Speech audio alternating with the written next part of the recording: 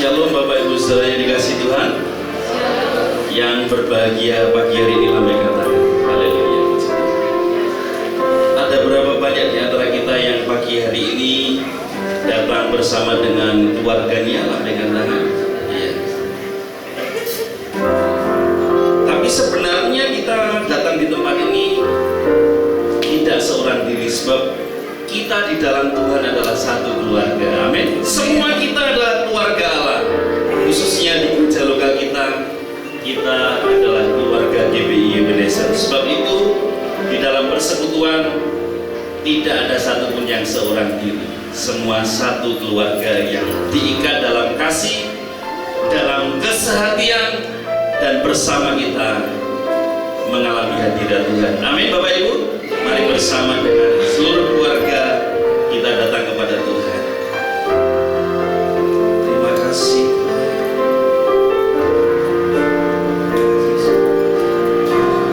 Kami datang di hadirat-Mu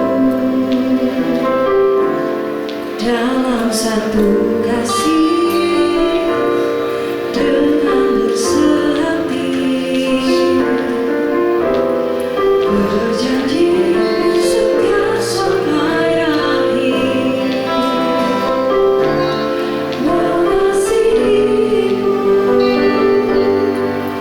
Yesus. Bersama keluarga-Ku melayani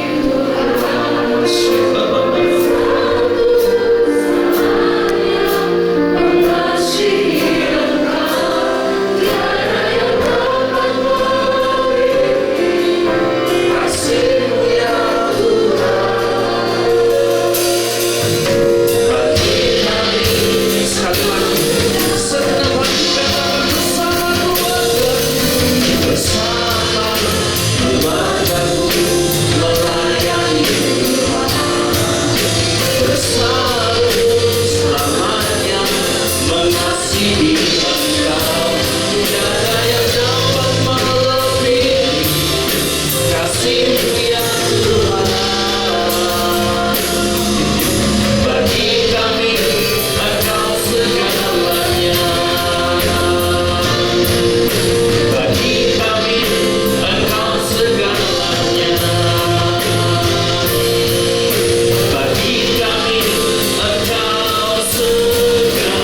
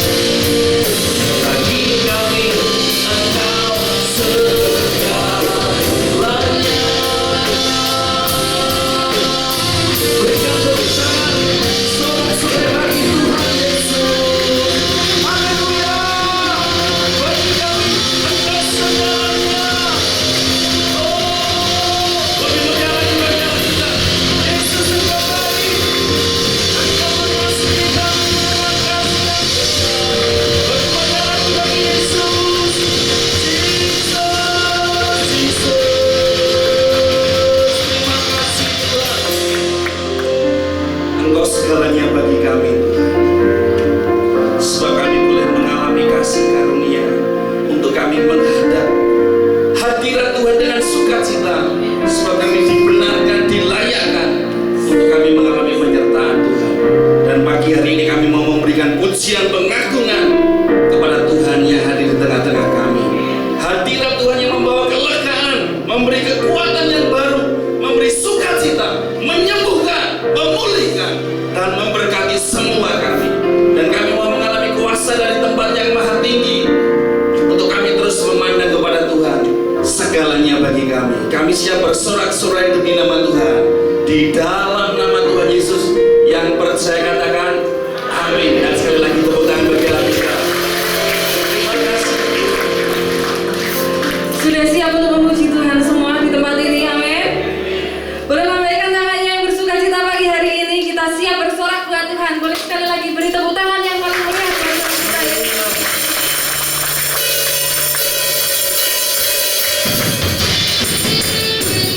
Kita mau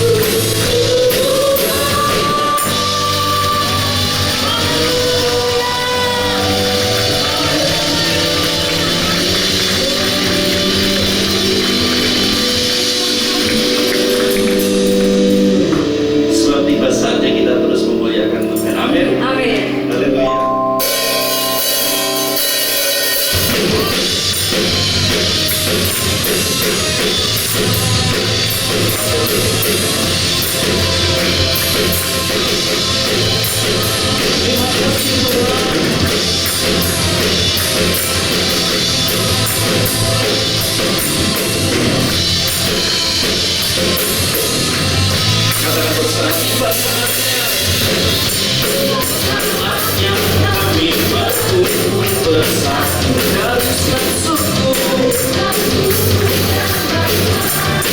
Kami berdiri di hadapan tahta anak domba, satu suara menyatakan keselamatan bagi Allah yang duduk dan bertahta. Kami naikkan pada anak domba, pujian dan berkuasa, hormat dan kekuasaan, kemuliaan baginya selamanya.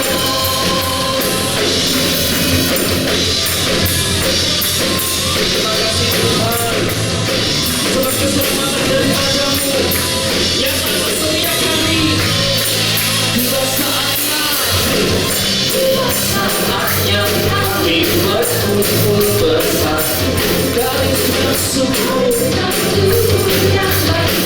Kami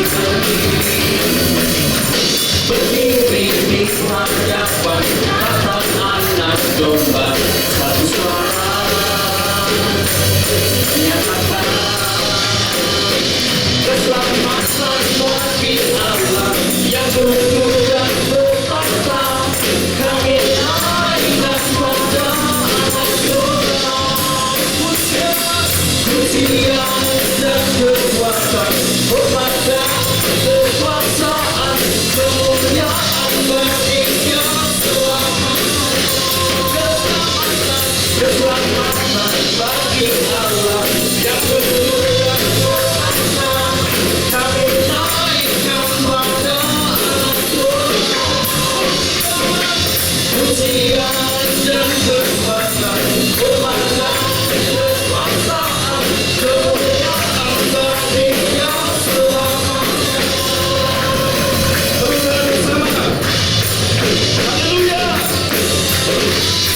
Terima kasih Tuhan, sebab pujian bagimu, kemuliaan bagimu. Terima kasih.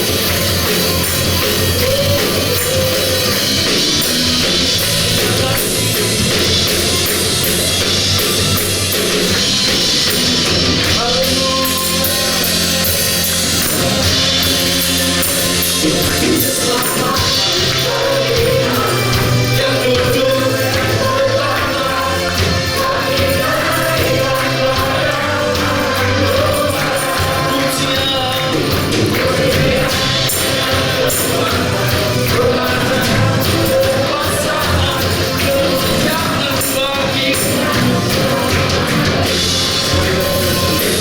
keselamatan bagi Allah yang duduk dan bertahta.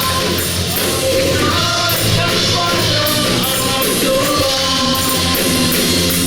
pujian dan kekuasaan, hormat dan kekuasaan, kemuliaan baginya selamanya. Keselamatan bagi Allah yang duduk dan bertahta. Kami naikkan pada anak domba, pujian dan kekuasaan, hormat dan kekuasaan, kemuliaan baginya selamanya. Kemuliaan baginya, kemuliaan baginya, kemuliaan baginya selamanya. Haleluya. Sebab segala kemuliaan hanya bagi Yesus. Hanya tepuk tangan bagi kita. Kemuliaan bagi Dia. Yesus. Silakan duduk kembali. Anak sekolah minggu dipersilakan untuk bisa maju.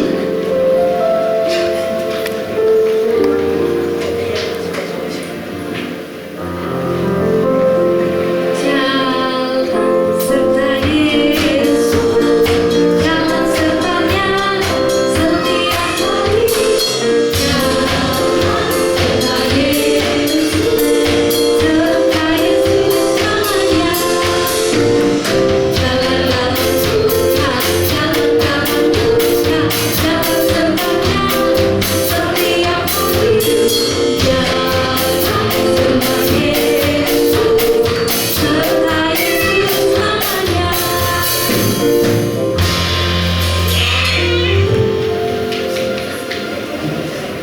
Mari kita berdoa untuk anak-anak sekolah minggu. Terima kasih Tuhan buat kebaikan-Mu. Anak-anak ini boleh hadir di tempat ini Tuhan. Sebentar mereka tiba dari sekolah minggu, biar Engkau yang berkati setiap mereka Tuhan. Engkau menyertai setiap mereka dari masa kecil hingga nanti dewasa Tuhan. Engkau memberkati guru-guru yang akan mengajar mereka Tuhan. Engkau memberikan hikmat agar guru-guru tersebut dapat menuntun mereka mengenal lebih lagi Engkau Tuhan. Terima kasih Tuhan.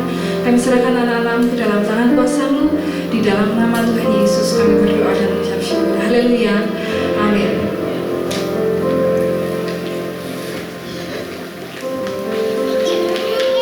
Kita mau siapkan hati kita untuk menerima firman Tuhan. Kita mau nyatakan kerinduan kita kepada Tuhan, bahwa hanya dekat dengan Tuhan hati kita tenang. Terima kasih Tuhan Yesus. Sungguh indah bersama-Mu Tuhan.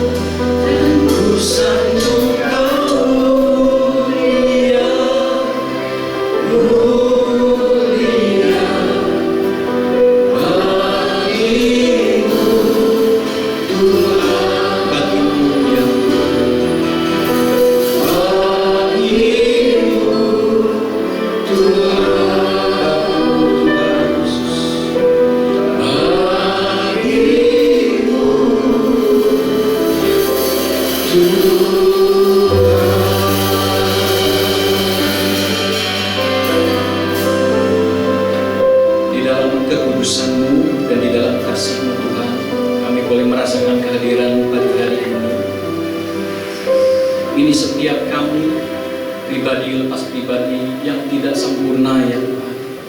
Tapi kami mau mengatakan setiap kami pribadi yang tidak sempurna ini mau disempurnakan di dalam kasih-Mu Tuhan, di dalam hadirat-Mu. Terima kasih buat kasih-Mu yang sudah Kau nyatakan terlebih dahulu bagi setiap kami. Kau sudah mati, Engkau menunjukkan kasih-Mu, kasih yang tidak menginginkan balas apapun. Kasih agape sudah Kau nyatakan bagi kami. Terima kasih, sungguh kami boleh menyadari kalau kami ada hari ini Tuhan, pagi hari ini, di tempat ini, sebagai pribadi yang tidak sempurna. Kami datang memuji menyembah Engkau, kami membuka hidup kami untuk disempurnakan di dalam kasih-Mu Tuhan, untuk disempurnakan di dalam hadirat-Mu. Terima kasih buat kasih-Mu yang besar. Setiap kami yang ada di tempat ini, Tuhan, sebentar kami akan mendengar isi hati-Mu. Berbicaralah melalui hamba-Mu setiap firman Tuhan yang hamba-Mu sampaikan. Mau percaya sebagaimana Engkau sudah memberkati setiap kami ketika kami memuji menyembah-Mu. Kami percaya juga bahwa setiap firman Tuhan yang kami dengar tidak akan kembali sia-sia, tapi firman Tuhan itu akan bekerja, mengubahkan, membentuk, memulihkan, memberkati setiap. Tuhan Yesus, kami akan duduk mendengarkan firman-Mu, kami akan duduk merenungkan firman-Mu. Tuhan Yesus, kami tahu kami tidak mampu, tapi biarlah Roh Kudus memampukan kami. Kami buka hati kami seperti tanah yang subur untuk ditaburi akan benih-benih firman-Mu Tuhan. Bila setiap benih firman Tuhan kami boleh terima dengan sukacita, dengan hati yang terbuka. Kami buka telinga kami seperti seorang murid untuk mendengarkan Engkau berbicara bagi setiap kami pada pagi hari ini. Diberkatilah ibadah ini Tuhan, suasana surga, kasih Allah, damai sejahtera, perlindungan darah Yesus atas setiap kami. Terima kasih Tuhan, kami akan duduk mendengarkan firman-Mu, merenungkan firman-Mu. Terima kasih. Di dalam nama Yesus kami berdoa dan kami mengucap syukur. Setiap kita yang siap sambut firman Tuhan dengan sukacita, katakan bersama dengan saya, amin. Silakan duduk, Bapak Ibu kasih Tuhan. Shalom, selamat pagi. Ya, saya percaya selalu jawaban orang Kristen, gimana kabarnya? Pasti luar biasa ya. Walaupun mungkin yang kita lihat, kita alami sepertinya tidak luar biasa, tapi kita tidak melihat secara mata jasmani. Ya, kita adalah orang rohani yang melihat segala sesuatunya, mengalaminya di alam rohani. Amin. Firman Tuhan itu menjanjikan kepada kita, karena memang kita orang percaya bukan hidup karena apa yang kita lihat. Amin. Tapi kita hidup karena apa yang kita percaya. Kita percaya mungkin secara manusia keadaan kita tidak baik ya. Keadaan kita sedang sulit, tetapi kita percaya bahwa justru di tengah-tengah kesulitan, ketika kita tetap beriman, mengandalkan pengharapan kita, menaruh pengharapan kita di dalam Yesus, kita percaya pada waktunya Tuhan akan memulihkan kita. Amin. Setidaknya Dia memberikan kekuatan untuk kita tetap bisa bertahan dalam situasi sulit itu, karena Tuhan Roh Kudus bekerja di dalam kita. Amin. Bapak Saudara kasih Tuhan. Nah, hari ini tetap dalam bulan ini adalah tentang bulan keluarga, Bapak Saudara ya. Nah, ada bahan-bahan materi yang memang dibagikan oleh GBI Pusat. Jadi kami istilahnya berbagi tugas pada hamba-hamba Tuhan yang dipercaya untuk melayani, menyampaikan pesan tentang firman Tuhan tentang keluarga ya. Jadi pada waktu yang pertama lalu saya sampaikan firman Tuhan tentang keluarga. Nah, saya dapat giliran di minggu ketiga ini materinya setelah saya lihat ternyata tidak jauh beda dengan apa yang saya sampaikan di pada minggu pertama, Bapak Saudara gitu ya. Jadi saya mencoba kemudian mencari ya, berdoa, baca beberapa referensi dan segala macam. Kemudian saya menemukan satu artikel ya, mungkin satu quote. Nah, dari situ saya kemudian belajar untuk menyusun ya ada beberapa hal yang menurut saya penting ya untuk kita ketahui, untuk kita renungkan, untuk kita pelajari dan kita lakukan sehingga rumah tangga kita bisa menjadi rumah tangga yang berbahagia. Amin. Nah, temanya hari ini saya catat di situ, membangun rumah tangga bahagia. Bahasa Indonesia itu terkesan agak lucu ya. Rumah tangga, kok bangun rumah ada tangga gitu. Artinya apa sih? Karena memang betul Bapak Saudara. Jadi untuk membangun sesuatu itu diperlukan sebuah usaha ya. Nggak bisa tanpa usaha, makanya perlu tangga, dinaiki ya. membangun rumah tangga bahagia. Bapak Saudara bisa lihat dua orang di depan ini siapa? Nggak begitu jelas ya. Saya mau besarin juga nggak jelas gitu karena foto lama. Tapi setidaknya Bapak Saudara perhatikan wajah siapa itu yang suami, yang dibawanya istrinya. Kira-kira mukanya bahagia nggak sih? Jujur. Ayo, bahagia nggak? Amin kalau dibilang bahagia. Tapi saya mau katakan begini, bahagia itu bukan berarti bahwa di dalam kehidupan rumah tangga tidak ada masalah, ya kan? Tidak ada kesulitan-kesulitan, tidak ada mungkin pertengkaran, saling beda pendapat. Sesuatu bisa kita bilang baik berdasarkan apa? Karena ada sesuatu yang tidak baik, betul? Ada pembandingnya. Nggak mungkin kita bisa bilang baik-baik. Pasti ada, begitupun bahagia. Pasti ada sesuatu yang tidak bahagia. Nah, bagaimana rumah tangga itu bisa menjadi menjadi rumah tangga yang berbahagia? Harus ada usaha naik tangga gitu ya. Ada sebuah usaha untuk membuat dari satu keadaan yang tidak bahagia diusahakan menjadi bahagia. Satu keadaan yang tidak baik bersama-sama diusahakan menjadi keadaan yang baik. Amin. Amin, Bapak Ibu Saudara. Amin. Wah, saya senang nih kalau kita semua semangat ya, kalau ada firman Tuhan yang disampaikan, kita dapat sesuatu, katakan amin dengan semangat. Kita diberkati yang katakan amin. Haleluya. Nah, kita lihat ya. Nah, ada sebuah catatan dari seorang penulis buku, dia juga seorang konselor dalam bidang rumah tangga Kristen ya. Dia punya pengalaman begitu banyak, menulis banyak buku, dia juga melakukan banyak konseling, survei, penyelidikan dan segala macam lah gitu ya tentang rumah tangga gitu. Kemudian dia menulis seperti ini. Keluarga bahagia adalah rumah tangga yang dibentuk oleh manusia yang tidak sempurna. Siapa yang sadar bahwa kita ini sebetulnya tidak sempurna? Katakan amin.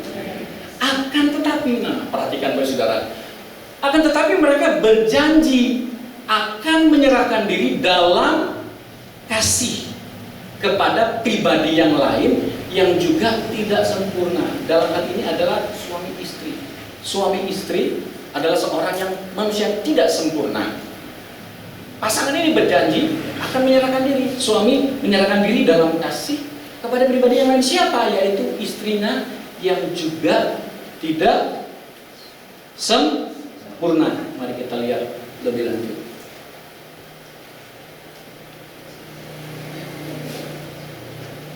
Cepat sekali ya.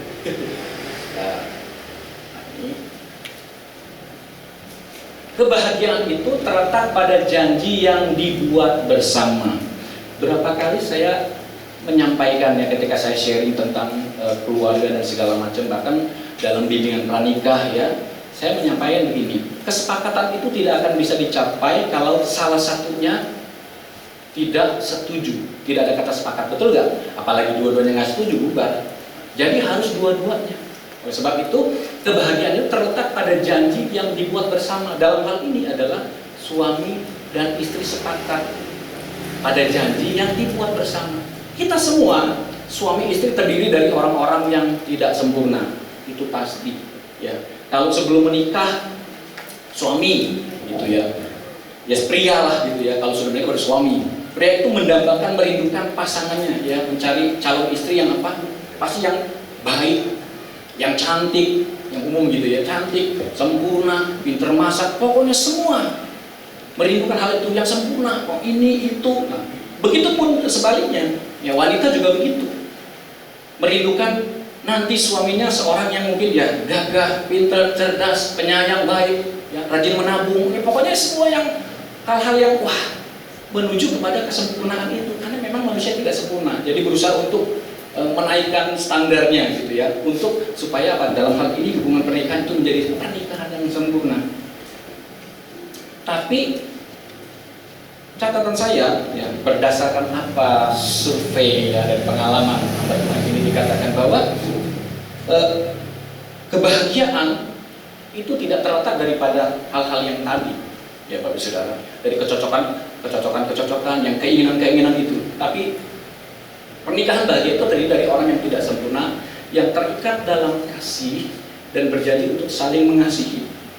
Tapi begini, kebahagiaan itu yang membuat pernikahan menjadi sempurna, ya, kebahagiaan itu terjadi dalam rumah tangga itu adalah ketika keduanya diikat oleh kasih di dalam Tuhan Yesus Kristus. Nah, saya percaya gini, memang ada perbedaan, ada pria wanita memang berbeda ya, baik dari sisi secara fisik, emosi, ya, soal keputusan pemikiran dan segala macam ya. Secara umumnya bahwa pria itu lebih banyak menggunakan logikanya, lebih banyak menggunakan pikirannya. Wanita lebih banyak menggunakan perasaan, ya, pakai hati. Makanya kalau bilang tuh sakitnya tuh di sini, jarang di sini, kecuali kena jatuh, kena apa itu.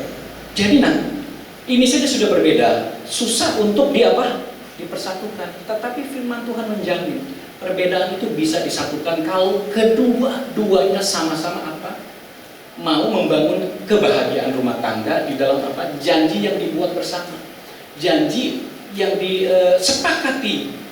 Apapun keadaan yang terjadi, kita akan bisa menyelesaikan perbedaan-perbedaan itu di dalam di dalam janji, di dalam kasih Kristus itu.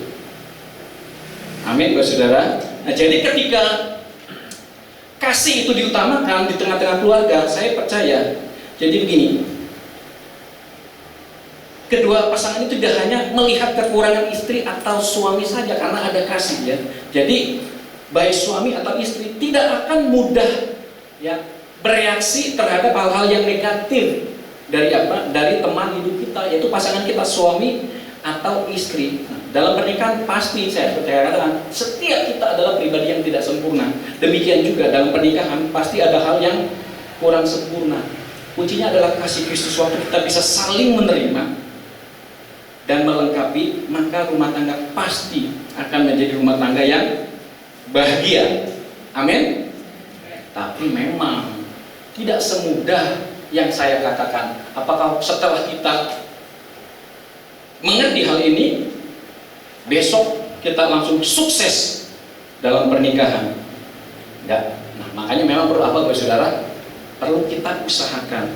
Catatan saya di sini.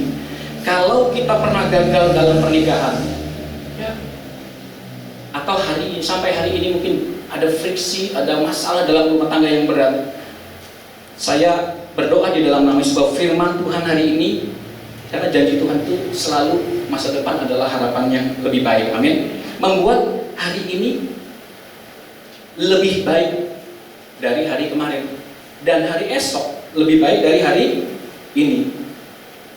Amin, saudara. Banyak keluarga yang hubungan rumah tangganya itu retak, ya. Ini dalam survei dalam catatan hamba Tuhan ini, ya, saya juga mempelajari itu.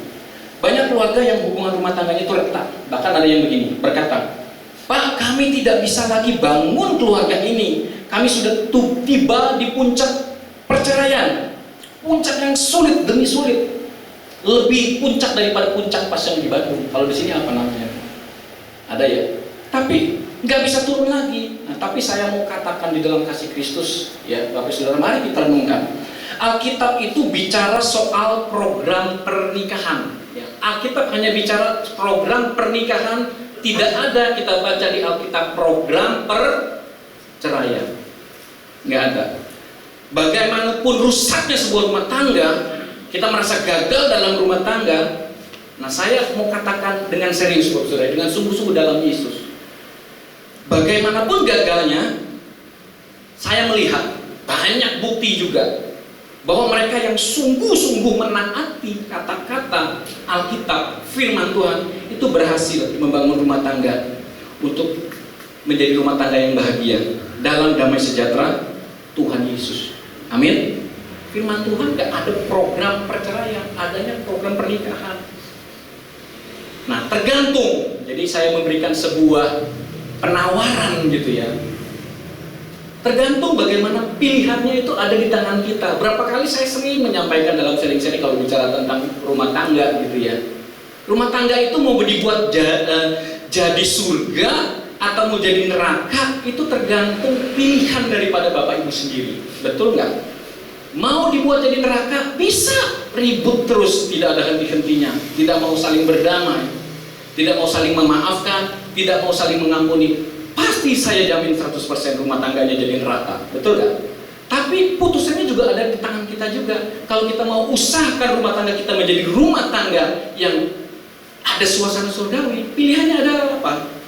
Kita harus bisa saling mengasihi, mengampuni, sekalipun mungkin sulit. Tapi firman Tuhan janji kalau ada kasih, ada pengampunan, ya kan, penerimaan. Di setiap kita nggak ada yang sempurna, suami atau istri. Tapi ketika kita mau melihat, menerima kekurangan, tentunya yang bukan dosa, yang harus bertobat. Pasangan kita, saya percaya dengan kasih Tuhan, maka keluarga kita akan menjadi keluarga yang berbahagia. Amin.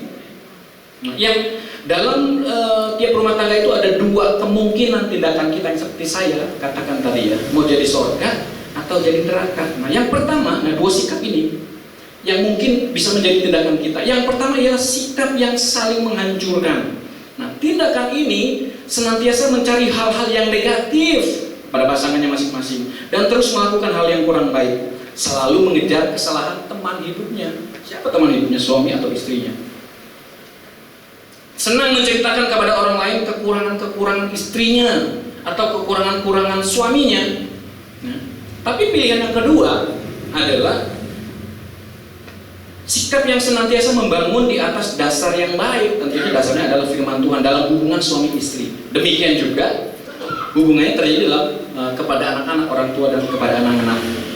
Amin, Bapak Saudara. Jadi saya percaya rumah tangga yang, kalau kita mau rumah tangga kita menjadi rumah tangga yang berbahagia, pilihannya adalah di tangan Bapak Ibu Saudara, bukan di tangan pengkhotbah yang ada di depan, bukan di tangan tetangga saudara yang maaf mungkin ngomong yang bla bla bla bla, semua bisa masuk. Tetapi kembali pilihannya mau jadi surga atau neraka rumah tanggamu adalah pilihannya di tangan. Tentunya saya percaya tidak mampu dengan kekuatan kita. Kita perlu berdoa minta kekuatan daripada Roh Kudus sehingga kita bisa melalui kesulitan-kesulitan itu bersama Tuhan, dan saya percaya kita pasti menang. Amin.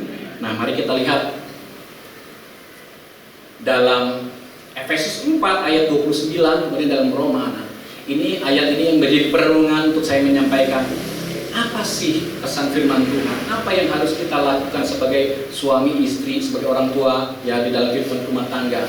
Dalam Efesus 4 ayat 29 mencatat bagi kita, janganlah ada perkataan kotor keluar dari mulutmu. Sebisa mungkin harus kita berusaha, suami dan istri, anak-anak, dalam keluarga tidak ada perkataan kotor. Semarah-marahnya kita, seemosi-emosinya kita, jangan ada perkataan kotor keluar dari mulutmu. Ini adalah nasihat firman Tuhan bagi kita. Tetapi pakailah perkataan yang baik untuk membangun di mana perlu, supaya apa? Mereka yang mendengarnya beroleh kasih karunia. Misalnya terjadi keributan dalam rumah tangga, ketika terjadi friction memuncak, salah satu pasangan berkata-kata dengan kata yang kasar, dengan kata-kata yang tidak baik, tidak membangun. Kira-kira di firman Tuhan kata supaya mereka mendengarnya beroleh kasih karunia. Kalau mereka mendengar perkataan kasar, mendengar perkataan yang buruk gitu, apakah mereka mendapat kasih karunia? Tentunya tidak. Firman Tuhan berkata, kalau kita berkata-kata yang baik, yang manis, yang sedap didengar, firman Tuhan jamin pasti mereka memperoleh kasih karunia. Kalaupun mereka melakukan hal yang salah, tetapi ketika ada teguran yang didasari apa? Dengan perkataan yang baik untuk membangun, saya yakin percaya firman Tuhan bekerja dengan luar biasa akan mengubahkan pasangan kita yang menurut kita dia melakukan hal yang tidak baik. Amin. Roma 14:13 kemudian juga mencatat, karena itu janganlah kita saling menghakimi lagi, tetapi lebih baik kamu menganut pandangan ini. Jangan kita membuat saudara kita jatuh atau tersandung dalam hubungan rumah tangga. Jangan kita saling menghakimi. Suami merasa mau menang atas istri, istri mau menang atas suami, saling membesarkan egonya masing-masing. Tidak terjadi sebuah kesepakatan, tidak ada kerendah hatian, tidak ada saling mau mengalah. Jadilah rumah tangga yang dimana ada piring-piring terbang, ya kan, alat-alat dapur terbang ke kiri, terbang ke kanan gitu ya. Tiap minggu mesti akhirnya keluar duit banyak ya, mesti beli piring baru, beli panci baru, ya kan, entah kursi yang rusak mungkin karena emosi yang diluapkan. Dan saya berdoa dalam nama Yesus tidak ada terjadi dalam keluarga Gabriel Ebenezer. Amin. Kalaupun terjadi, saya percaya firman Tuhan pasti sanggup mengubahkan setiap kita. Amin. Nah, mari kita lihat. Jadi Bapak Saudara ya, sebetulnya ada 8 kunci gitu ya, catatan firman Tuhan untuk membangun rumah tangga bahagia. Tapi saya nggak sampaikan 8, nanti nggak kelar sore gitu ya. Jadi saya pelajari, saya ambil saja bagian-bagian poin yang setelah saya renungkan, ini poin penting. Ini terjadi dalam kehidupan rumah tangga kita, tapi terkadang tanpa sadar kita sebagai orang Kristen kita melakukan kesalahan-kesalahan ini. Nah, kita akan belajar bagaimana kita boleh belajar untuk mengkoreksi ya, mengevaluasi mungkin tindakan ucapan yang salah. Kita belajar, kita kembali kepada kebenaran firman Tuhan. Amin. Yang pertama, tutuplah pintu kamar. Hari ini firman Tuhan mengajarkan kepada setiap kita, suami, istri, keluarga, untuk apa? Tutuplah pintu kamar. Apa ya maksudnya ya? Kita lihat dulu ya. Dalam Matius 6 ayat 6. Tetapi jika engkau berdoa, masuklah ke dalam kamarmu, tutuplah pintu dan berdoalah kepada Bapakmu yang ada di tempat tersembunyi. Maka Bapakmu yang melihat yang tersembunyi akan membalasnya kepadamu. Mari kita lihat. Yang pertama, jadi gini. Istilah masuk dalam kamar, kemudian tutup pintu, maksudnya di sanalah kita menyampaikan dengan terus terang apa yang kita anggap salah atau kita lihat tidak baik yang dilakukan oleh anggota keluarga kita yang lain. Ketika dalam satu waktu kehidupan rumah tangga mungkin ada ketidakcocokan, mungkin istri melihat ada kesalahan yang suami buat, ataupun begitu sebaliknya, suami melihat ada kesalahan yang dirasa tidak baik dilihat. Nah, tidak boleh dibicarakan, apalagi sambil teriak-teriak dan segala macam menuduh ya. Itu di tempat yang terbuka, di lapangan Pancasila, kalau lagi jalan-jalan di Ramayana gitu, tidak boleh Bapak Saudara ya. Firman Tuhan mengajar apa? Nah, ini bicara memang tentang doa, tetapi ini juga bicara tentang apa? Bagaimana suami, pasangan istri itu boleh menyelesaikan masalah yang ada itu dengan apa? Tersembunyi. Ya, mari kita lihat lebih lanjut. Lakukanlah dengan hati-hati agar tidak agar ada pihak-pihak lain yang tidak berkepentingan itu jadi tahu. Jangan sampai, karena memang harus diselesaikan di dalam keluarga itu. Nah, saya lanjut saja dulu ya, kita lihat. Nah, gini, bagaimanapun kita bermaksud baik, mungkin kita waktu ngomongnya itu maksudnya baik, atau mungkin pun tidak dengan keras ya, tapi kita ngomong mungkin lembut, tapi satu kampung mendengar. Suami ngomongin tentang kejelekan istrinya, istri ngomongin kejelekan suaminya. Itu firman Tuhan tidak baik ya. Catatan saya di sini Bapak Saudara. Dalam kamar tertutup ya, kita bisa mengemukakan hal-hal yang menyakitkan atau yang tampak menghina. Mungkin terjadi sebuah friksi yang betul-betul rasanya, oh suami saya menghina atau istri saya menghina, betul-betul sudah sampai sedemikian rupa ya. Tetapi firman Tuhan katakan kita harus ambil satu waktu ya, satu situasi, tempat yang tepat, yaitu apa? Masuk dalam kamar. Cara demikian menghindarkan perasaan yang menghina, karena tidak ada yang tahu Bapak Saudara. Nah, meskipun salah tapi tetap dalam kasih Tuhan, pembungkusan kasih. Nah, ajarlah istri atau suami ke kamar tidur atau anak-anak kalau misalnya masalah itu berhubungan menyangkut juga dengan anak-anak. Ya kan? Nah, kadang-kadang begini Bapak Saudara, dengan tidak sadar seseorang suami itu menyampaikan kata-kata yang tidak sedap, ya tidak baik, di depan suami berbicara gitu, menyampaikan kata-kata yang tidak sedap didengar, tidak baik mengenai istrinya di hadapan anak-anaknya, atau kebalikannya, istri menyampaikan hal-hal yang jelek mengenai suami kepada anak-anaknya. Wah, itu dampaknya luar biasa. Anak-anak tentunya gini, bisa melihat bahwa ternyata ibunya tidak menghargai suaminya. Begitu juga ayahnya ya. Ayahnya juga karena tidak menghargai ibunya. Bapak Ibu sudah membayangkan bagaimana pertumbuhan mental dia ke depan. Dia akan menjadi seorang pribadi yang seperti apa? Apa yang dia lihat, dia dengar. Oh, wanita dia melihat ibunya tidak menghargai, menghormati orang tuanya. Dia akan bertumbuh besar, dia tidak akan menghargai para pria yang tentunya nanti akan menjadi suami. Begitupun kebaliknya, Bapak Saudara. Nah, dalam 1 Yohanes tidak ada catatan di sini. 1 Yohanes 3 ayat 18 menasihati kita demikian. Bagaimana kita boleh mengasihi dengan perbuatan, tapi dalam kebenaran. Anak-anakku, marilah kita mengasihi bukan dengan perkataan atau dengan lidah.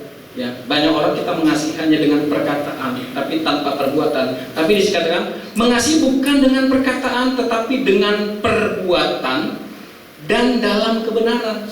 Yang saya sampaikan tadi, kita sepertinya ingin bertujuan baik, menyampaikan kasih itu, ya, dengan perkataan kita, dengan perbuatan, tapi dengan cara yang tidak tepat, tidak benar. Kenapa? Di depan orang-orang. Artinya tanpa sadar kita sedang mempermalukan pasangan kita, tanpa sadar kita sedang merendahkan pasangan kita. Oleh sebab itu, lakukan cara yang benar. Cara yang benar adalah apa? Masuk ke dalam kamar, tempat yang tertutup, bilik yang tertutup, ya. Di sini sekarang gini. Itu berarti kita harus dapat menahan diri agar teguran itu dapat dilakukan dalam kasih. Meskipun hal itu keji dan hina, artinya gini, ada perbuatan-perbuatan yang dibuat oleh istri atau suami yang seperti itu sangat keji, jahat, hina, ya. Tetapi salah bila itu dilakukan di hadapan orang lain, ya. Itu sebabnya hukum firman Tuhan ini berkata masuk dalam bilik tertutup. Di sana tempat yang paling tepat untuk suami dan istri membicarakan kekurangan satu dengan lain, diskusi, cari solusinya. Nah, catatan saya di sini. Nah, contoh ya, misalnya ada, ya memang pernah ada gitu ya, terjadi seorang istri menemukan apa? Suaminya menyeleweng dengan wanita lain. Begitu suaminya pulang ke rumah, dia mengucapkan kata-kata hinaan kepada suaminya di hadapan anak-anak mereka. Dari mana kamu? Mengapa pulang terlambat? Saya tahu, kamu berzina, kamu baru pulang dari tempat pelacuran. Suami salah nggak? Memang salah. Tapi tindakan istri itu tidak hanya merendahkan ayahnya di hadapan anak-anak, tapi juga itu merendahkan martabat keluarga itu. Jalan terbaiknya bukan begitu. Tentunya suami yang mengetahui kesalahannya, dia harus bertobat, minta ampun kepada Tuhan, ya. Yang penting adalah saya katakan seperti, saya ingat ada satu firman Tuhan, ya, tentang Salomo, ungkapan cinta, ya, kasihnya Salomo itu kepada salah satu istrinya. Itu Bapak Ibu bisa dalam Kidung Agung, ya. Dia bicara tentang kekasihnya, ya. Nah, kekasihnya itu Alkitab mencatat adalah seorang keturunan Ethiopia gitu, ya, hitam tapi dia cantik, sehingga Salomo itu begitu tergila-gila.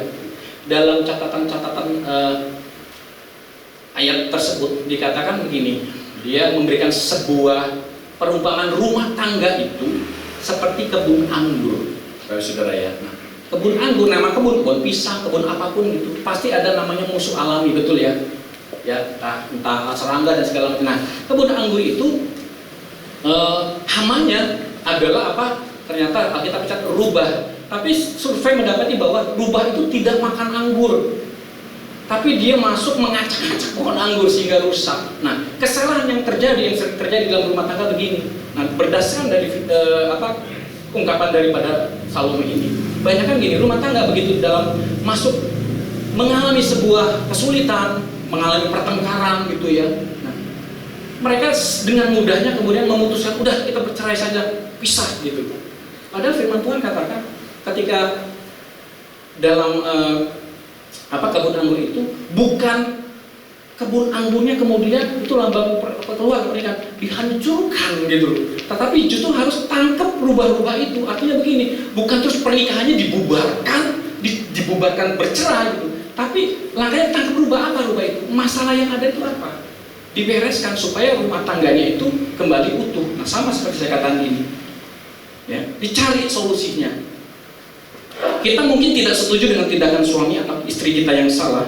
Boleh jadi ia jatuh dalam kebejatan moral, tetapi kalau kita dapat memenuhi hukum kasih ini, Bapak Saudara, nah, kita pasti akan diberikan oleh Tuhan, ya, untuk melihat ada hal-hal positif dari suami atau istri kita yang dapat itu menjadi tolak ukur gitu, untuk kita bisa terus maju membangun rumah tangga kita menjadi rumah tangga yang bahagia. Amin. Nah, jadi gini ya saudara, artinya bagaimanapun suami atau istri masih dapat menahan diri untuk marah pada tempat dan waktu yang tertentu, nggak bisa sembarangan ya, harus belajar ya menguasai menahan diri ya. Nah, tentu ketika suami atau istri mempunyai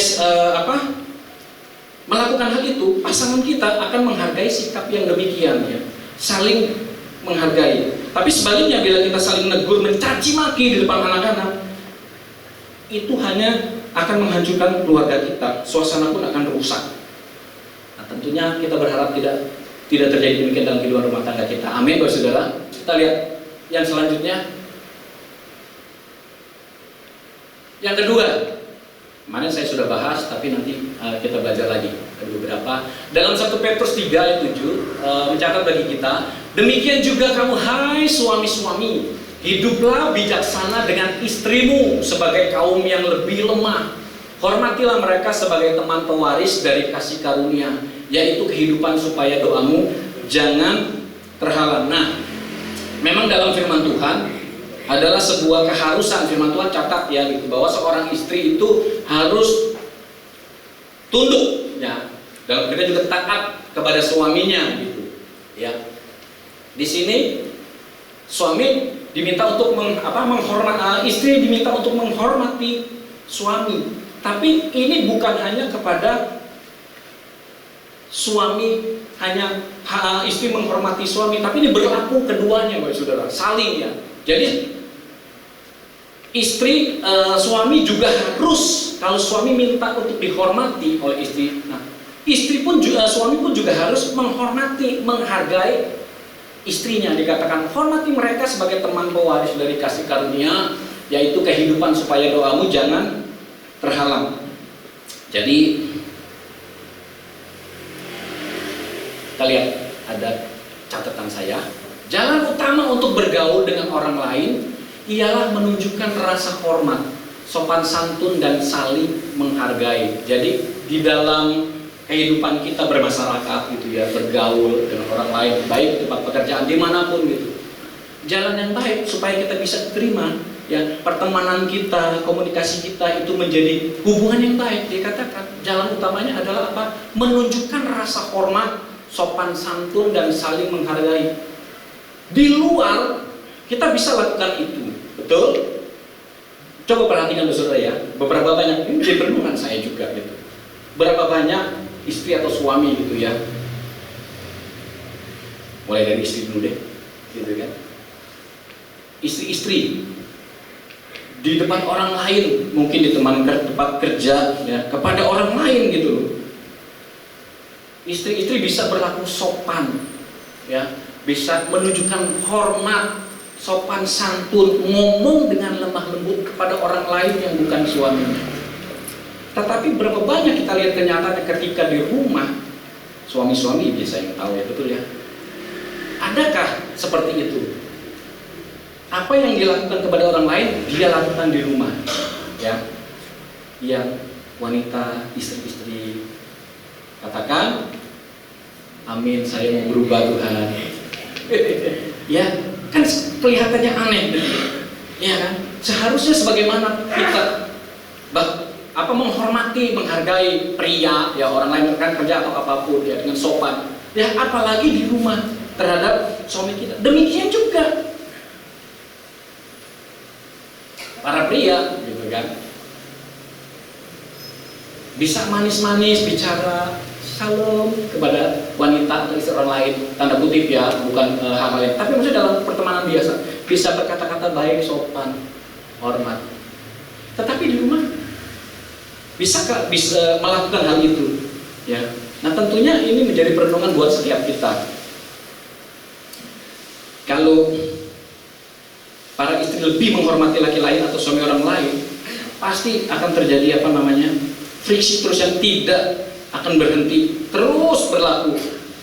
Nah, jadi itu hal yang sederhana, saudara. Tapi saya memperhatikan, merenungkan, itu terjadi dan sering terjadi. Sebab itu kita sebagai saya ya pribadi juga bapak itu sebagai bapak-bapak ya sebagai suami, mari kita berubah ya, berubah, hargai hormati istri kita sebagaimana kita juga menghormati orang lain ya.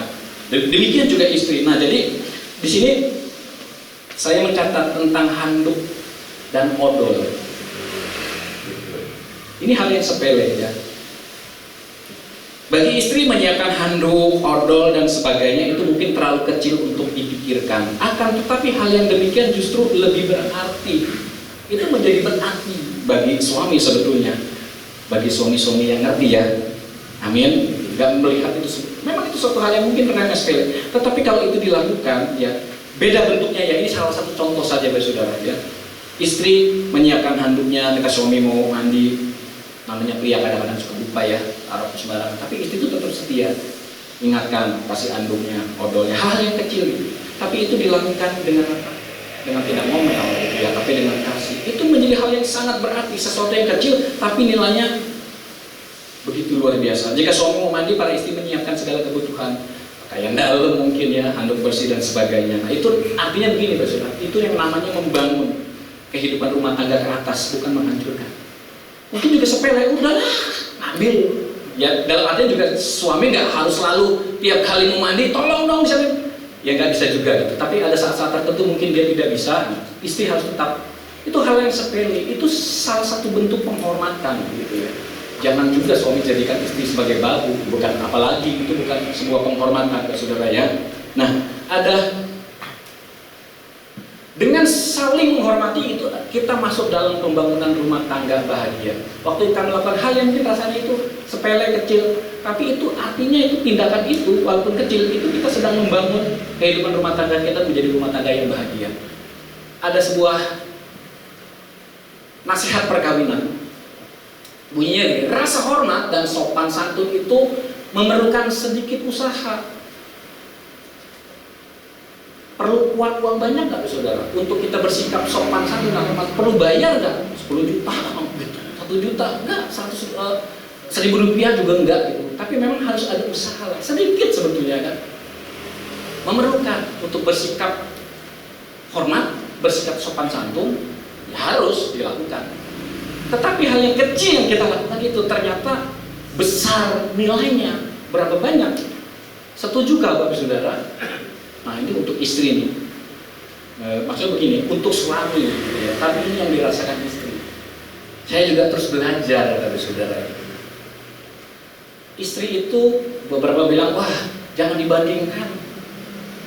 Orang suka menganggap sepele soal istri di rumah kerjanya segala macam. Pada umumnya begitu, wah dia mesti menyiapkan masakan, makanan segala macam, ngurus anak, cuci baju, semua gitu. Secara fisik itu lelah.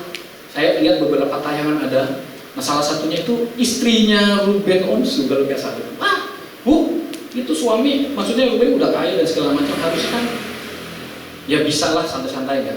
Dia bilang, loh jangan dikira gitu, saya nggak ngapa-ngapain. Memang suami saya, tapi saya di sini semua dia kerjakan dan itu nggak mudah bagi saudara.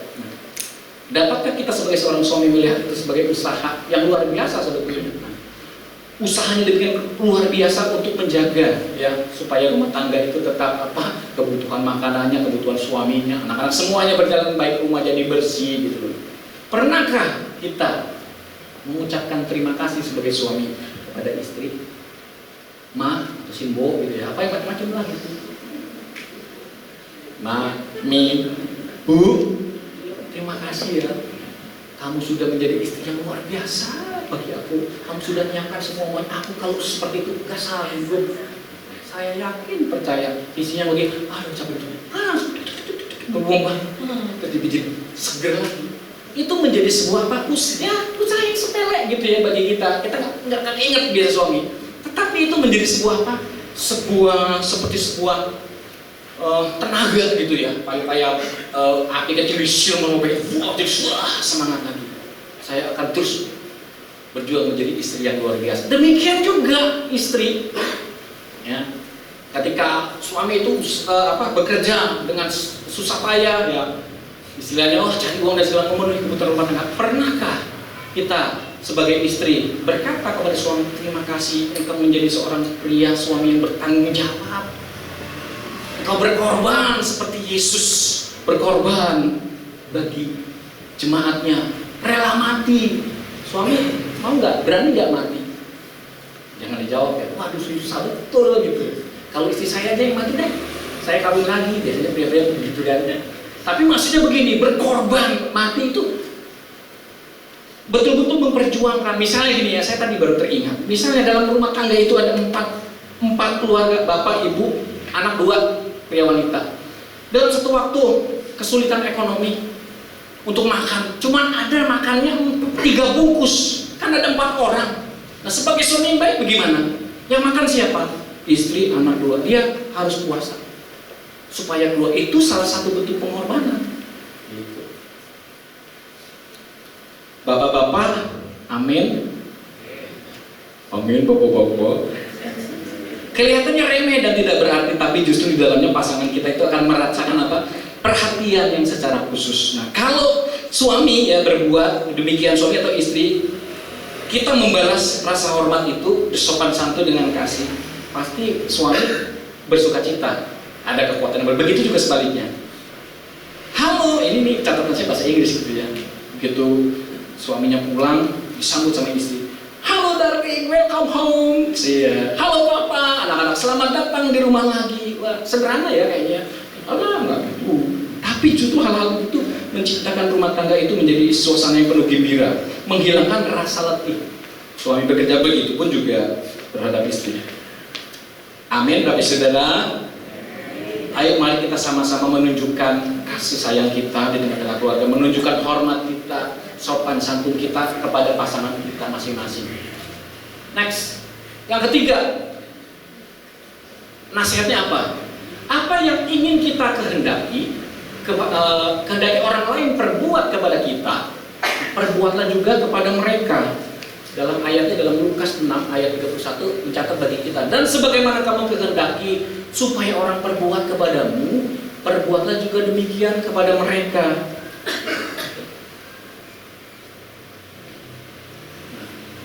Jadi hukum ini sebetulnya menuntut satu sikap, catatan saya.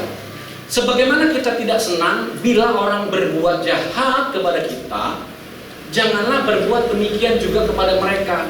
Kalau kita mau orang bersikap baik kepada kita, nah kita juga harus bersikap baik kepada orang lain, betul. Dalam hal ini di rumah tangga. Kalau kita mau mendapatkan perlakuan yang baik lewat pasangan kita, suami atau istri, kita juga harus melakukan yang baik. Begitupun kebalikannya. Kalau kita tidak mau orang lain, nah, suami atau istri berlaku jahat kepada kita, tidak menyenangkan, kita jangan melakukan yang jahat, yang buruk, yang tidak menyenangkan kepada pasangan kita. Amin, Bapak Ibu Saudara. Firman Tuhan mencatat bagi setiap kita, ketika pasangan itu, pria maupun wanita menjadi pasangan suami istri, dikatakan keduanya telah menjadi satu daging, satu tubuh, dan satu roh. Nah, artinya apa sih? Bila ada suami atau kebalikannya istri pukul istri, itu sama dengan apa? Memukul dirinya sendiri. Jika istri, suami atau istri lah, gitu ya. Sekarang bukan hanya suami saja, ada beberapa wanita-wanita perkasa juga yang KDRT kepada suaminya. Itu bukan hanya mengenai tubuh, tapi menghina suami sendiri. Nah, saya membaca ada sebuah kesaksian. Jadi seorang hamba Tuhan, ya senior gitu, dia kemudian mengkonseling pasangan.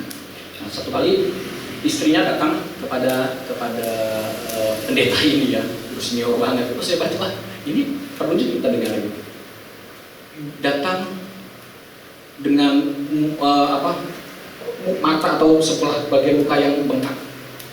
Ya, cerita-cerita terjadi keributan dalam rumah tangga, dan dia dihadiahi sebuah bogem mentah istilahnya sama dari suaminya, itu sudah lebam.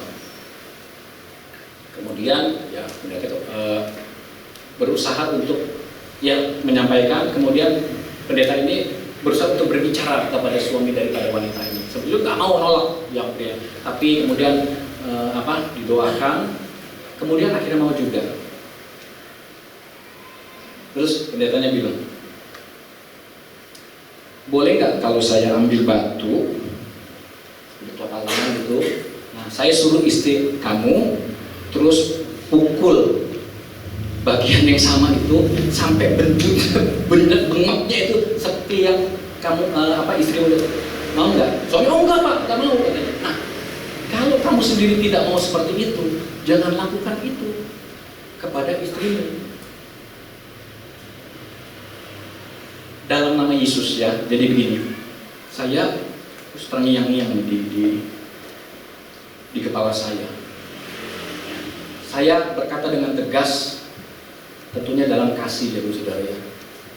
Kan firman Tuhan bilang tadi di ayat, suami itu harus menghormati wanita sebagai kaum yang lebih lemah, sebagai pewaris tata kasih karunia. Artinya wanita secara fisik itu lemah.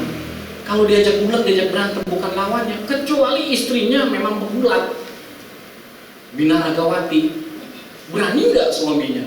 Mungkin begitu suami lu langsung dibalas balik. Jadi saya katakan ya, dalam nama Yesus ya, bukan maksud menghina, tapi ayo sebagai pria, sebagai suami, lihatlah pandang pasanganmu itu sebagai dirimu sendiri. Jadi nasihatnya dia itu menurut saya agak tegas. Dia bilang gini, kalau kamu kepikiran untuk pukul istrimu, jangan pukul dia, pukul kamu dulu. Seberapa kamu ingin pukul keras istrimu, pukul kamu sekuatnya dulu, baru kamu pukul istrimu. Seperti saya katakan sekali lagi, suami-suami yang KDRT sama istri, saya katakan itu bukan pria, tapi banci. Carilah lawan yang sepadan. Tapi saya tidak menganjurkan untuk berkelahi ya, tapi ini mari kita renungkan ya. Saya harap kita semua, para suami, menangkap hal-hal ini. Amin. Nah, jadi beberapa saran sini, minta kepada Tuhan untuk menahan diri. Cara praktis, katakan pada diri sendiri, mulai hari ini saya baru akan memukul istri saya setelah saya pukul diri saya sendiri. Ketika kita mungkin ya ada satu situasi kita jadi emosi, marah, ingin mencaci maki, arahkan cacian itu kepada diri sendiri, jangan kepada suamimu atau kepada istrimu. Ya. Nah, kalau mungkin belum sanggup, aduh Tuhan saya nggak bisa, saya menganjurkan seperti apa yang catatan saya, berdoa hari ini, Tuhan saya berjanji hari ini tidak akan memukul istri atau suami saya. Sekarang tabiat ini saya serahkan ke dalam tangan Tuhan. Gantilah tabiat saya sesuai dengan hukum yang daripada Tuhan. Saya berapa kali sampaikan ya, saya 20 tahun menikah dengan istri saya, Ibu Gembala. Saya sempet-sempetnya tanya juga tadi, apa semalam kalau nggak salah ya, takutnya saya salah. Kalau saya ngomong salah kan bahaya gitu ya. Jadi saya tanya, Lin, selama saya menikah dengan kamu, ya 20 tahun, sekarang 22 tahun ya, pernah nggak sekali saya pukul kamu? Saya agak takut juga gitu, jangan-jangan saya lupa. Dia bilang, enggak pernah. Bukan dengan kekuatan dan kemampuan saya. Sebagai manusia seperti saya katakan, setiap kita ada pribadi yang tidak sempurna, bisa terjadi satu hal-hal yang tidak diinginkan. Tapi saya minta kekuatan Tuhan. Kalau nggak mampu, saya bilang, selama 20 tahun, pernah nggak saya pukul kamu? Waktu saya emosi, segala macam saya pukul. Dia bilang nggak pernah. Dan apa kata dia selanjutnya? Saya yang malah kadang mukul kamu.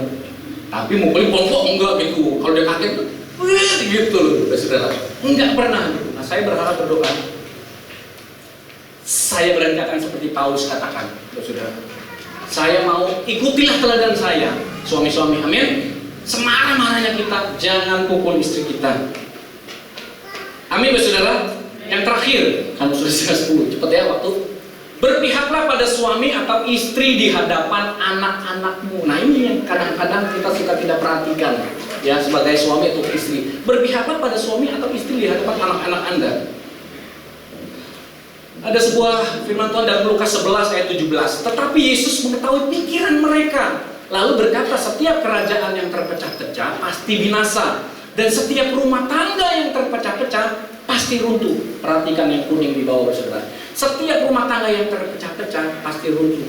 Terpecah-pecah itu bukan bicara melawan musuh yang di luar, tapi kita di dalam kita sepakat, bukan hanya hubungan suami dan istri, tapi juga ada terpecah-pecah di antara orang tua dan anak, pasti runtuh. Jika kita ingin suami atau istri mempunyai wibawa di hadapan anak-anak, belalah suami atau istrimu. Saya bukakan saja dulu ya. Nanti saya kasih lihat contohnya. Nah, hargai istri atau suami di depan anak-anak. Para suami harus menyampaikan kepada anak-anak. Nah, jadi gini. Suami dulu gitu. Nah, mungkin ada dalam satu rumah tangga ya, orang tua berusaha untuk menyekolahkan, mendidik anak-anak menjadi anak yang pintar sampai dia masuk, mendapat gelar segala macam, dan secara pendidikan formal dia lebih pintar dibandingkan ibunya. Nah, sehingga dalam satu kali waktu, mungkin dalam perbincangan, dalam diskusi rumah tangga, anak-anak itu merasa lebih pintar dari ibunya. Tanpa sadar, anak-anak meremehkan, mama berarti apa? Mama kan blablabla. Suami harus mengajarkan anak-anak untuk hormat kepada istrinya, kepada ibunya. Ya, catatannya di sini gini. Dia memang mamamu, tapi dia juga istri papa. Artinya kamu harus menghargai. Ya. Harus mengajarkan anak-anak untuk hormat. Catatan saya bahwa di sini, nah itu. Para suami harus menyampaikan kepada anak-anak bahwa yang meletakkan dasar dalam kehidupan rumah tangga adalah ibu mereka. Banyak kisah-kisah. Ya, catatan saya tidak catat di sini. Ya, ada orang tua yang ibunya lumpuh, buta, tuli, tapi dia berjuang supaya anak-anak itu bisa berhasil. Orang-orang besar, orang-orang yang berhasil itu dilahirkan salah satu dari orang-orang ibu-ibu yang tidak berpendidikan. Ajarkan itu supaya anak-anak itu bisa menghormati, menghargai ibu. Demikian juga para istri jangan menceritakan kejelekan ayah di depan anak-anaknya. Kadang-kadang gini, istri mau supaya terlihat baik di depan anak-anaknya, tapi dengan cara menjelekkan suaminya. Itu menghancurkan rumah tangga, Bapak Saudara. Jadi harus menghargai, mengerti, ya, untuk berpihak kepada suami atau istri di hadapan anak-anak kita. Amin, Bapak Saudara. Saya tutup dengan ini, ada beberapa ya, saya akan kita bacakan, perhatikan. Mengapa orang menikah? Karena mereka jatuh cinta. Mengapa rumah tangganya kemudian bahagia? Apa karena jatuh cinta? Bukan. Tapi karena mereka apa? Terus bangun cinta. Jatuh cinta itu gampang, 10 menit juga bisa. Tapi bangun cinta itu susah, ya. Perlu waktu seumur hidup. Nggak ada. Oh, udah 20 tahun sudah, enggak, terus seumur hidup, Saudara. Mengapa jatuh cinta gampang? Karena saat itu kita buta, bisu, dan tuli terhadap keburukan pasangan kita. Saya sering sampaikan kalau orang lagi pacaran itu jatuh apa? Tai kucing rasa coklat. Jadi buta gitu, udah dilihatnya wah. Tapi ternyata begini. Tapi saat memasuki pernikahan, tak ada yang bisa ditutupi lagi dengan interaksi 24 jam per hari, 7 hari dalam seminggu. Akhirnya semua belangnya, kekurangannya itu kelihatan. Oh, ternyata dia suka ngorok, ternyata dia kentut sembarangan, bla bla bla gitu, ketahuan. Nah, di sini letak perbedaan jatuh cinta dan bangun cinta, Bapak Saudara. Kalau jatuh cinta itu dalam keadaan menyukai, tapi bangun cinta itu diperlukan dalam keadaan jengkel, kesel terhadap pasangan mungkin ya. Nah, dalam keadaan jengkel, kesel, cinta bukan lagi berwujud pelukan, gimana aja nggak bisa. Tapi ya karena lagi jengkel kan, tapi melainkan berbentuk itikat baik. Nah itu kasih di situ ada, memahami konflik dan bersama-sama mencari solusi yang dapat diterima oleh semua pihak. Duduk, tutup pintu kamar, ayo cari solusi yang baik. Cinta yang dewasa tak menyimpan unek-unek, nggak simpan rahasia juga. Walau ada beberapa hal peka untuk bisa diungkapkan seperti masalah keuangan, ya, itu hal yang peka, orang tua, ya, termasuk hal-hal yang peka ya, dan keluarga atau masalah yang sangat pribadi. Namun sepeka apapun masalah itu perlu dibicarakan agar kejengkelan itu tak berlanjut, ya, tidak jadi neraka, Saudara. Syarat untuk keberhasilan pembicaraan komunikasi adalah kita bisa saling memperhitungkan perasaan. Jika suami istri saling memperhatikan perasaan sendiri, egois, mementingkan perasaan sendiri, mau menang sendiri, mereka akan saling melukai. Jika dibiarkan berlalu, mereka bisa saling memusuhi dan rumah tangga sudah berubah bukan surga tapi neraka. Apa kondisi ini bisa diperbaiki? Catatan ini menjadi penutup buat setiap kita. Tentu saja bisa. Saat masing-masing mengingat komitmen awal mereka dulu, apakah dulu ingin cari teman hidup atau musuh hidup. Kalau memang cari teman hidup, kenapa sekarang malah bermusuhan, Saudara? Saya tutup dengan ini. Mencari teman hidup memang dimulai dengan jatuh cinta. Tapi sesudahnya porsi terbesar adalah apa, Saudara? Bangun cinta. Berarti mendewasakan cinta sehingga kedua pihak bisa saling mengkoreksi, berunding, menghargai, tenggang rasa, menopang, setia, mendengarkan, memahami, mengalah, dan bertanggung jawab. Tuhan Yesus berkati keluarga kita. Amin. Saya ingin Imam Musik maju ke depan, kita akan bersyukur kepada Tuhan. Terima kasih buat pesan firman hari ini. biarlah kami tahu firman Tuhan tidak kembali sia-sia bekerja atas hidup kami, atas keluarga kami, atas pernikahan kami, atas suami-suami Tuhan, atas istri, atas anak-anak. Ya, keluarga kami boleh terus dibangun menjadi keluarga bahagia yang mengasihi Tuhan. Kami percaya Tuhan, segagal, seburuk, serusak apapun rumah tangga Tuhan, kami percaya tidak ada yang mustahil bagi Engkau. Ketika kami bersama-sama mau melakukan firman Tuhan, kami tahu keluarga kami akan dipulihkan, keluarga kami ya Tuhan Yesus akan diberkati. Taruhkan terus kasih di dalam masing-masing setiap kami, suami maupun istri, untuk mengedepankan kasih di atas setiap permasalahan yang ada, mengedepankan pengampunan, mengedepankan saling memaafkan, karena dasarnya adalah kasih Kristus, menerima kekurangan setiap masing-masing pasangan yang ada, dan ya Tuhan membangun di dalam kasih untuk terus berjuang, memperbaiki, mengevaluasi, mengkoreksi yang salah, sehingga berjalan di dalam kebenaran firman. Mampukan setiap kami Tuhan. Kami tahu setiap kami pribadi suami dan istri tidak sempurna, tapi kami mau keluarga kami menjadi bahagia, menjadi keluarga yang sempurna karena ada kasih Kristus di dalamnya. Terima kasih. Kami akan bersyukur kepada Tuhan. Kami sekali lagi boleh membawa keluarga kami dalam satu komitmen Tuhan, menjadi keluarga yang bahagia, yang di dalamnya ada kasih Kristus. Dan kami tahu biarlah keluarga kami boleh menjadi keluarga yang melayani Engkau. Terima kasih Yesus. Kami datang di hadirat-Mu dalam satu kasih dengan bersehati, berjanji setia sampai akhir, mengasihi-Mu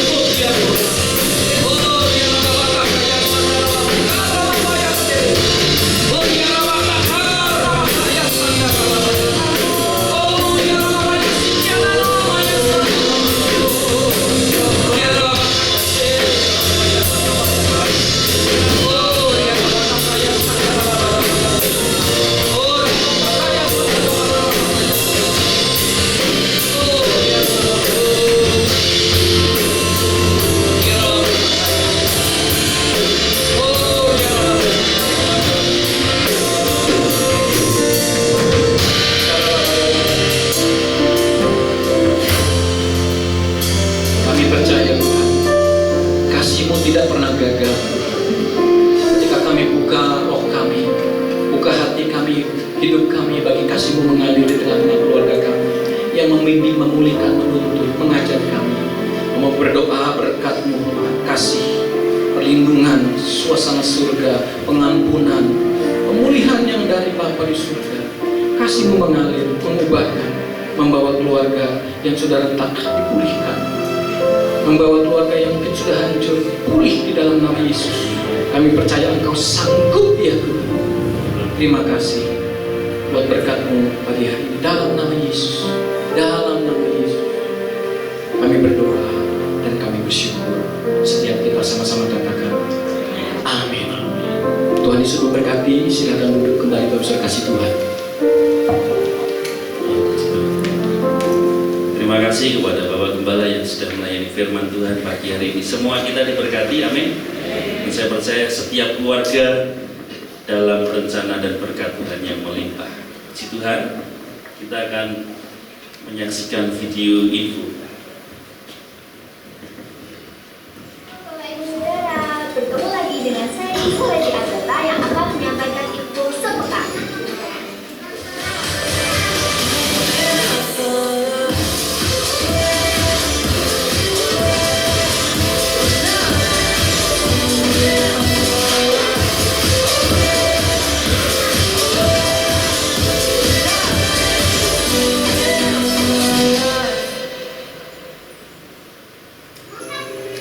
Shalom guys, siapa nih yang kangen untuk beribadah youth bersama kita? Yuk datang ke ibadah youth yang akan diadakan hari ini jam 10 pagi. Oh iya, kita hari ini akan dilayani oleh Papi Denny loh. Kita akan membahas apa ya? Kita akan membahas tentang siapa diri kita, untuk apa kita ada, dan apa tujuan kita untuk hidup. Yuk, jangan lupa datang ya teman-teman, dadah! Misa keluarga akan tetap dilaksanakan pada minggu ini. Bagi Bapak Ibu Saudara yang membutuhkan pendampingan dapat menghubungi Ibu Evelyn Benami.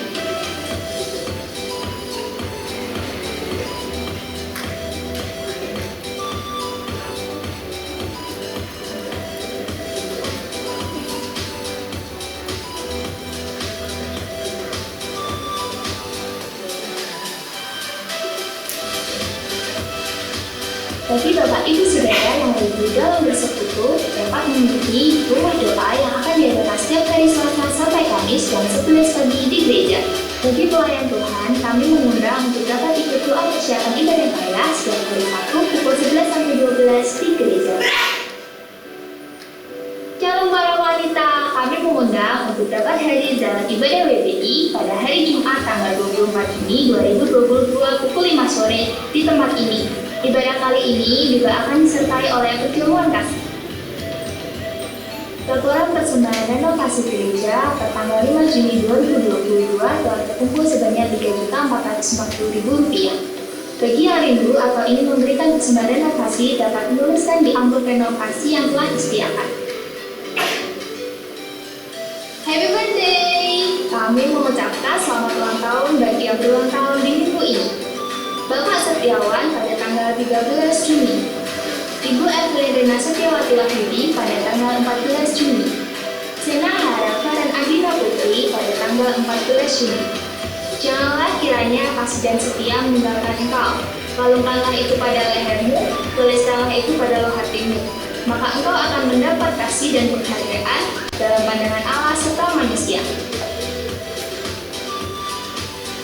Demikian info yang bisa saya sampaikan pada minggu ini. Saya Bisa Lady Agatha pamit undur diri. Selamat hari Minggu, Tuhan Yesus memberkati.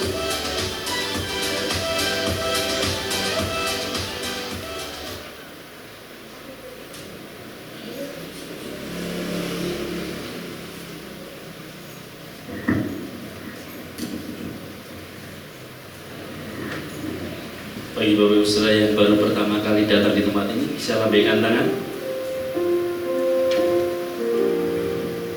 Saya tunggu. Ya, bisa melambaikan tangan yang baru pertama kali. Tidak ada, dan bersyukur kalau kesempatan pagi hari ini semua dengan setia bisa datang. Dalam kesetiaan kita tetap untuk terus bersekutu di dalam hadirat Tuhan dan diberkati dalam setiap ibadah raya. Amin Bapak Ibu. Puji Tuhan, ada pengumuman tambahan bahwa putra dari Bapak Soekarno telah dipanggil Tuhan yang bernama Bapak Sutanto, saya. Nanti dimakamkan jam 1 siang. Setelah ibadah saya minta bapak-bapak untuk berkumpul untuk janjian berangkat melayat ya. Mohon bapak-bapak setelah ibadah tetap tinggal untuk janjian waktunya kapan bisa berangkat bersama-sama waktunya ya. Itu yang dapat saya tambahkan. Itu saja, kita akan kembali berdiri bersama. Kita akan menaikkan doa siapa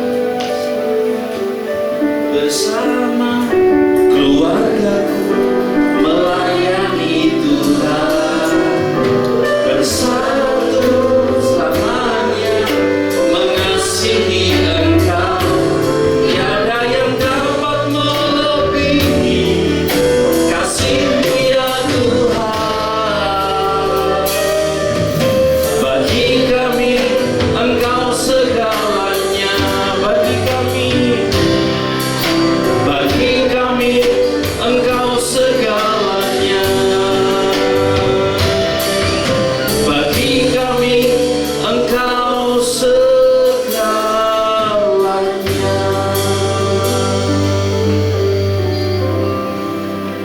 Segala puji dan syukur kami naikkan kehadiran-Mu Bapa. Oleh karena kasih dan anugerah-Mu, kami boleh ada kembali di tempat ini memuliakan nama Tuhan. Kami diberkati dengan pemberitaan firman-Mu. Sungguh kami bersyukur karena Engkau telah membentuk kami menjadi keluarga-keluarga yang takut akan Tuhan. Kami bersyukur untuk berkat firman-Mu, dan kami rindu agar firman Tuhan yang sudah kami dengar ini sungguh-sungguh tertanam di dalam hati kami. Memberkati sidang jemaat-Mu semua Bapa pada pagi hari ini. Memberkati juga seluruh sidang jemaat-Mu di tempat ini yang belum hadir bersama dengan kami. Rawatan-Mu yang kami rasakan di tempat ini, biarlah juga boleh dirasakan oleh sidang jemaat-Mu yang pada saat ini tidak hadir bersama dengan kami. Berkat-Mu mengalir bagi seluruh sidang jemaat-Mu dimanapun mereka berada. Engkau menolong mereka ketika mereka sedang dalam kesusahan. Engkau menolong mereka ketika mereka sedang dalam sakit dan lemah tubuh. Engkau menolong mereka ketika mereka di dalam kebimbangan, ketika mereka di dalam keputusasaan. Kami bersatu hati bersama-sama pada saat hari ini. Engkau melawat mereka. Engkau memberikan satu kekuatan sehingga segala keputusasaan yang mereka rasakan boleh Engkau hancurkan. Dan pada minggu yang akan datang mereka boleh kembali bersama dengan kami memuji-puji Tuhan, membesarkan dan mengagungkan nama Bapa. Terima kasih Tuhan, terima kasih. Kami juga berdoa bagi seluruh keluarga pastor yang ada. Memberkati gembala sidang kami sekeluarga. Engkau pakai mereka Tuhan dengan urapan yang daripada Allah. Engkau memberkati putra-putrinya menjadi teladan bagi sidang jemaat-Mu di tempat ini, sehingga ada banyak jiwa boleh dimenangkan oleh karena mereka membawa kemuliaan bagi nama Tuhan. Memberkati Tante Wahyudi, memberkati Arif, memberkati semua yang membantu di dalam keluarga pastori kami, menolong mereka semuanya Bapa, sehingga nama-Mu dipermuliakan. Memberkati Mas Kris sekeluarga yang melayani juga di tempat ini. Dengan kasih-Mu Engkau menolong setiap pergumulan dari keluarga ini Bapa, sehingga keluarga ini pun boleh menjadi terang, dan banyak jiwa juga boleh melihat kemuliaan Allah. Mereka boleh bersyukur kepada-Mu Bapa oleh karena pemeliharaan Allah atas mereka. Memberkati keluarga dari Bapak Tony sekeluarga, menolong mereka Tuhan di dalam setiap pergumulan mereka.